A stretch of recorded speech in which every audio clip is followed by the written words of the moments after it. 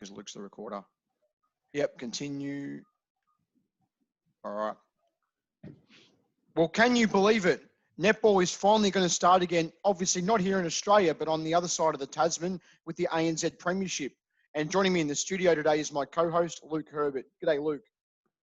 G'day, Ben. I've got to confess that a few months ago, I wouldn't have believed this was going to happen at all, Ben. Oh, I must say, it's extremely exciting, despite me being here in Australia, to see netball finally happening. And joining us this morning to discuss this and a couple of other things as well is Jennie Wyllie, the Chief Executive of Netball New Zealand. G'day, Jennie. Hi, guys. How are you? Yeah, very well, thank you. And just, I'll say it like I said in my introduction, you guys at Netball New Zealand must be very excited with ANZ Premiership kicking off today. Yeah, look, we're thrilled. I mean, we were all sitting around our kitchen tables not less than a month ago wondering whether there'd even be any live sport or live sport with crowds. And I think where we've come to today and being able to kick off, one of the only netball league that's being played in the world at the moment, and probably one of the very few elite professional women's leagues that are going to be up and running in this time. So, yeah, we're absolutely thrilled. And just to kickstart off, we're going to spend a bit of time on the ANZ Premiership because of its return and the restructured draw. But what can you tell us about the I don't know, I'll call it the COVID format, if you like? Yeah. So look, there's been a number of scenarios that we've needed to look at over the last few months, like everyone effectively. And what we've determined, in order to be able to give ourselves some certainty that we could run a full premiership, we moved it to a centralised model. And that was so that we could get some comfort over the travel for the teams coming in, being able to give a consistent accommodation experience with people that we trusted that were going to be following all of the COVID processes. If you think those are the kind of things that were wrapped around the team. But when we looked at the team and the player load, with travel included, what we did decide is to reduce the quarter length, just because we wanted to make sure that as we go into this, that we're looking after the athletes for the duration of the season. And by reducing quarter lengths and some tweaks around processes, that just sort of allowed us to be able to ensure that they were safe, their welfare and their well-being as we went through this. So that was a really important consideration. These are extraordinary times, and you normally wouldn't do, change quarter lengths and what have you, but these are the kind of things that we needed to kind of rethink to make sure we're looking after everyone. But obviously, as New Zealand has come out of our levels to an extent, the importance for us, but for having fans there is also really key. They're the heart and soul of netball. And so we looked at how we might reintroduce some regional games to allow those teams to get, that face time with their fan base. And so in the latter part of our competition, we'll be decentralising again and allowing those fans to come and support their home team on their home turf. Jennie, did you use the return of Super Rugby over there in New Zealand as an example to look at how crowds can work in terms of where you put the crowds and in terms of spacing and that kind of thing? Because that only happened just recently over there. Yeah, we took our lead from our own thinking as opposed to looking at other codes, because each sport is very unique. Netball is a very intimate crowd base. We're inside. There's lots of variables that are quite different to an external environment. So we determined what it might look like. We have plans for what it would have been like without crowds. And we've got a really innovative broadcaster that we were working with the whole time to think about how can we maximize this experience for the fan at home and make sure those athletes out on court get that sense of the atmosphere. And, what's really important about netball is they're a very learned crowd. They go to the game because they understand the game. And when the momentum shifts, it's those kind of things of how do you build that into a fan-free experience. So all of that kind of thinking took place. What I do know is this weekend we're going to have crowds at our games. They will be very loud. And it's kind of a real celebration of being able to have some live sport and be able to get out there and share that with your friends and family. And just speaking of crowds, and Ben and I discussed this off air, we discussed the Super Sunday concept quite a bit over the last couple of years. And if we can just go back to what was the original draw for this season, one of the things I noticed, what teams got an extra home game instead of Super Sunday. So do you think, assuming things settle down if we can for a moment, and I know that's a bit dicey, but is that basically the format of the competition going forward if things get back to a required degree of normality? Well, I think what we've all learned is we've got to be adaptable, and we've got to do things that both engage our fans, bring out the best in our netball players, and really resonate with our whole stakeholder group. So what we do every year is we sit down at the end of the season and we look at what went well, what we need to tweak, and this year will be no different. But I think what we're also going to see this year is quite a lot more innovation and, you know, that real desire and hunger to ensure you're engaging that fan at home and the fan in the stadium and bringing out the best in the athletes. So all of those kind of things go into the mix. I really enjoyed Super Sundays, to be honest, because I'm a netball nut, and you can sit there and watch bang, bang, bang, you know, 3 games in a row. But it also needs to be balanced with all of your stakeholders in that group. You talk about an innovative broadcaster. You've got Sky Sport over there. How adaptable have they been with the current situation? Oh, look, we've enjoyed a really strong relationship with Sky over 12 years now. But what we are also seeing is everyone is having to be swift of foot, really, in their thinking. And there isn't a broadcaster around the world that's not thinking about how do you change your delivery of the product. So we're working side by side and shoulder to shoulder with our broadcaster on this. And I'm really excited about some of the ideas that are coming out. We'll start to see them evolve over the course of the season. But yeah, no, I think innovation, teamwork, and communication has been absolutely key at this kind of quite unprecedented time. And we've certainly had all that with our broadcaster. Just changing tact here a little bit, but I think it's still a positive. And while any kind of sports-based sponsorship is a commercial decision, can you nevertheless tell us about the grants that ANZ has made available for local netball clubs? Because I think that is a very big positive. Oh, look, it's fantastic. I mean, here we are at a time where particularly winter sport has had its doors closed on us. And I think what we're seeing through via the government and facilitated by Sport New Zealand is there's about $15 million that has been made available to clubs and regional sporting organisations because they've been really, really hard hit at this time. And it's a loss of revenue.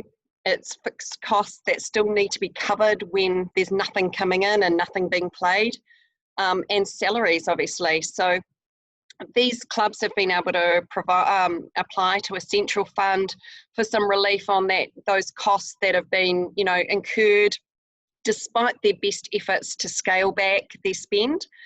So it has been a really significant contribution to community sport here in New Zealand. So we're incredibly grateful.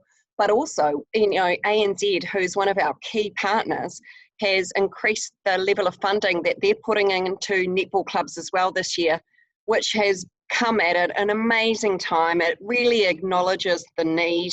And so those clubs are able to apply to get their seasons up and running and just provide a bit of a boost as they go into it. You spoke there, Jenny, about seasons up and running. When will community netball start in New Zealand? The reason why I ask, because here in Australia, there's been a bit of inconsistency because each state is sort of making their own decisions and they're not going off a national framework. Yeah, so we've been really clear of providing guidance to our centres, and we were really cognizant as no one ever knew what the levels were going to be at any juncture over here. So what we were doing is making sure that we gradually reintroduced people, the people working in netball centres first, made sure they understood what was required. Our mass gatherings guidance has also changed materially over that time, but we wanted to give ourselves time, like a prepare to play time, so that these people in these organisations, some are paid, some are volunteers. It's a huge responsibility. And that return to play time or that return to prepare to play gave them the opportunity to sort their systems and processes. And then we made it really clear, our guidance was there should be no return to play prior to the 19th of June. And what we're going to see is people will do this in their own time. We're not mandating anything. We live by this value of papoia, which is share. The people that are closest to the participant understand their participants better than we do as a national body. And so they will return to play when they feel that their people are ready in the format that really works for their people. And what we have seen from this, guys, is a fantastic collaboration. We've got some farming communities down in the south, and Luke, you might know all about this, that kind of economic activity impacts on kids' sport. But what these netball centres are doing is they're innovating and saying, if we can still provide participation opportunities for kids, but it's down the road in another centre, then let's work together. And I think that this is some of the most amazing collaborative thinking. It's typical of our netball community. They're really solution focused, but it kind of takes into account the environment we find ourselves in. So I think we're going to get kids out there from this weekend well prepared and had that opportunity to transition back. But I know they're certainly looking forward to it. Well, just as a sort of less serious follow-up, it must be said that a good deal of Invercargill rolls around the IRT Stadium and not just the Still because of our somewhat rainy, colder climate. There's not really any demand for outdoors events. So I've joked with people that, you know, you go to IRT Stadium for one event and then whatever else is on the next time is back there. And it's quite, you know, it's a very suitable venue for our area, but it does kind of leave a bit of humour. But just unfortunately having to get, you know, returning to a bit more of a serious topic. And this was probably the trickiest topic that Ben and I chucked around off air. And to be fair, I just want to say in advance that having been harsh on the tactic in the past, I wish to give them credit for their on-court performances that have improved dramatically in the last 3 years. So let me just be clear about that. But one unavoidable question is, how did the Netball Mainland's finances not improve or the tactic were doing better on court? Yeah, look, that's a hard one, because there's so many moving parts to making an organisation or a business work. What I do know is they have at the moment, you know, they had an incredible board who over the last 18 months were asking that very question. You know, their performances were improving. How do you make all of the parts work together? And it's like a bit of chicken and egg because their performances were improving and therefore there's a lag between that and the commercial side improving. They had restructured prior to COVID and they'd actually put in quite an innovative structure, and that board had worked incredibly hard. And I just want to ensure that, you know, people understand they knew that business inside out and the work they had done was incredible. But COVID came and no one saw that coming. That wasn't in the script. And unfortunately, it just got to a point where we just couldn't execute against this brand new plan that we had put in. But I think any netball fan will know, you know, if you think of the Pulse sort of 10 years ago, they were the team that really found it tough going, and tough financially and tough performance-wise. But what we've seen is an evolution of their performance over time, and now they're consistently, you know, at that top level, delivering time and time again. So in that way, we've got to give tactics their dues. They've done the mahi. They've got to get out on court. And look, I'm really excited to see what that team delivers this year. I think one of the major shifts that really has improved the administration of the franchises there in New Zealand was you guys took our model, which was the state or provincial associations was looking after the individual teams, because previously it was individual administration. And I believe when it was still ANZ Championship days, there were a lot of issues around that, wasn't there, back then? Well, I think the two aren't quite aligned in that same way. Netball New Zealand moved back in, I think it was 2010, we moved to that structure.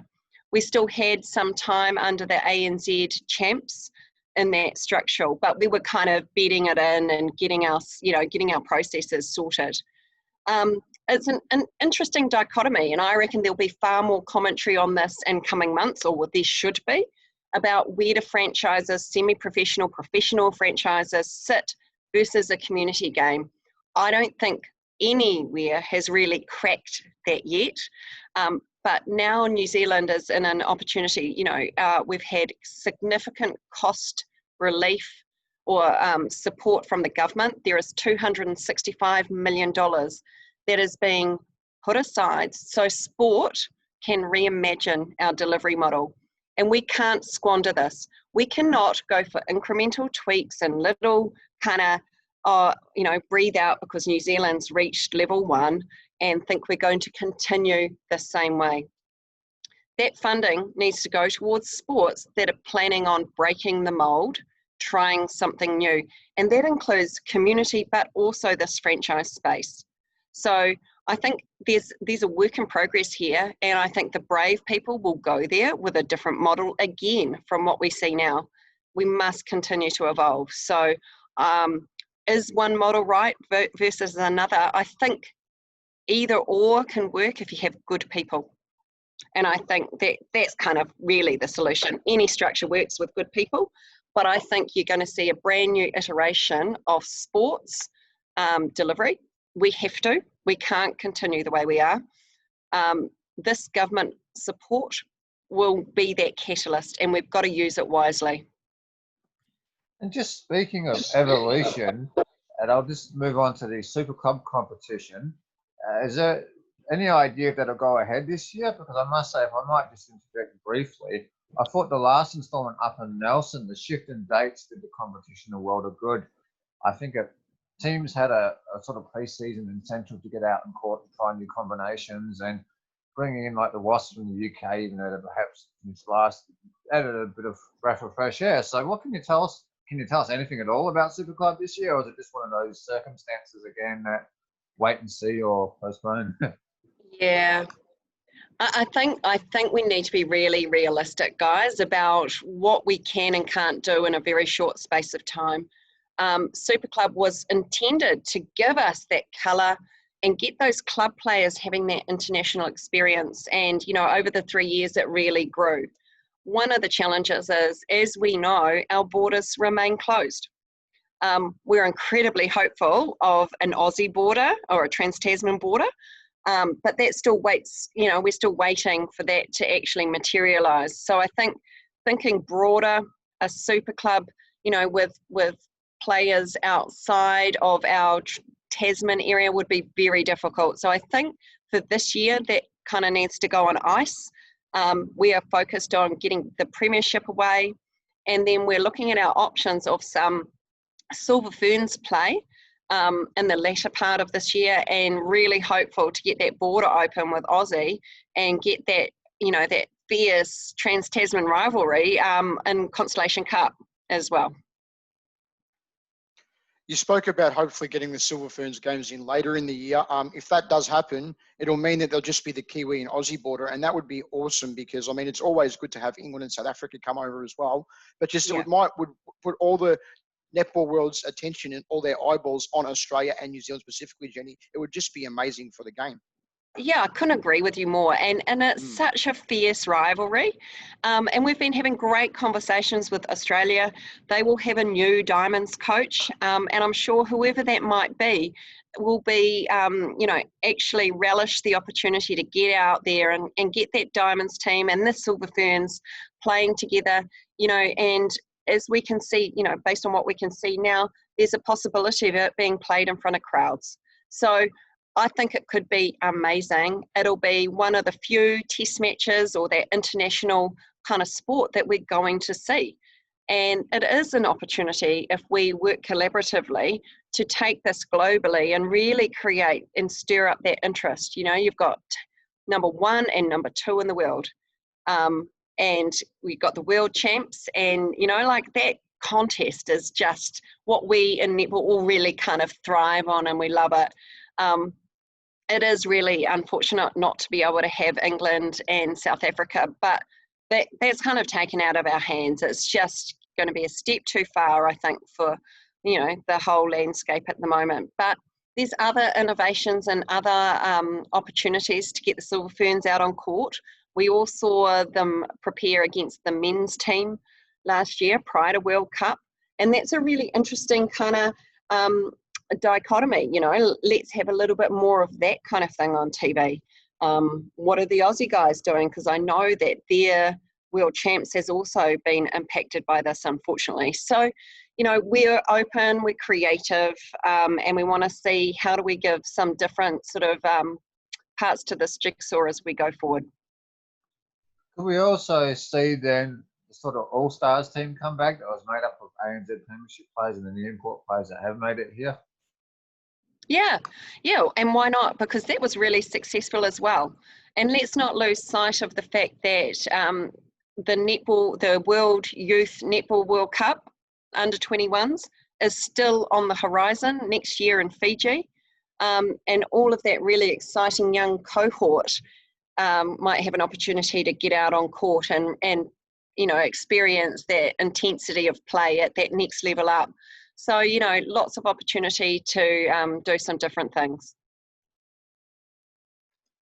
You call yourself a netball nut, Jenny, so this is probably a pretty relevant question to that. We interviewed Dr. Lana McCarthy last week, who's one of the co-writers of the new book, Will to Win. Have you had a chance to have a look at the book yet? I haven't read all of it, but I've read a little bit of it in a sample format, and it looks like it's very extensive because that kind of research hasn't been done on Kiwi netball before.